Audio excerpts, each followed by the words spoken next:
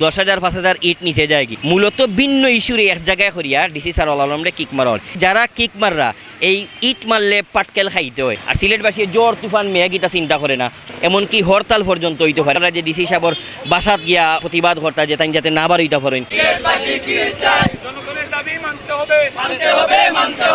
10,000 5,000 ইট নিচে যায় কি ডিসি সাহেবে সিলেটর একটা নতুনত্ব দেখে গেছেন সাদা পাত্তর তাকি অত সিন্ডিকেট আছে সাদা পাত্তর টিকিট কালোবাজার ইস্যু অসংখ্য বিষয় তাই তুলিয়ে ধরছেন এবং সর্বশেষ টাইম দরগারে একটা ডেক বিষয় নাই বা এইরকম ইস্যু নাই দরগারে একটা সুন্দর পজিটিভলি লাইনও ফেলানোর চেষ্টা করছেন এটার কারণে একটা ইস্যু হয়েছে মূলত ভিন্ন ইস্যুরে এক জায়গায় করিয়া ডিসি স্যার আলমরে কিক মারল এই মানুষগুলো একসময় দেশের বড় কিচ্ছু হইব সুতরাং যারা কিক মাররা এই ইট মারলে পাটকেল খাইতে হয় সেও কিন্তু বইয়া থাকতো না এইখান সজাগ থাকার দরকার আমার বিশ্বাস ডিসি স্যার আলম গেলে পরবর্তীতে যদি কেউ আইন তাহলে মাথাত রাখবা যে সিলেটবাসী অন্যায়ের পক্ষে থাকতো না অন্যায়ের বিরুদ্ধে থাকবো আর সিলেটবাসী জ্বর তুফান মেয়াগিতা চিন্তা করে না সবসময় রাস্তার থাকবো এবং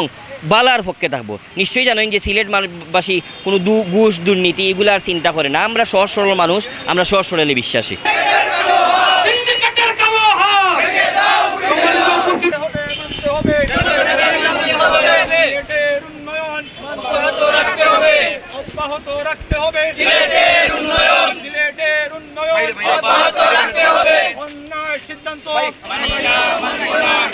অবশ্যই সিলেটবাসী ব্যাপক আমরা ছাড়াও ব্যাপক কর্মসূচি এমনকি হরতাল পর্যন্ত হইতে পারে আমরা শুনলাম কারণ অবরোধ হইতে পারে অনেকে মনে করা যে ডিসি সাহেবর বাসাত গিয়া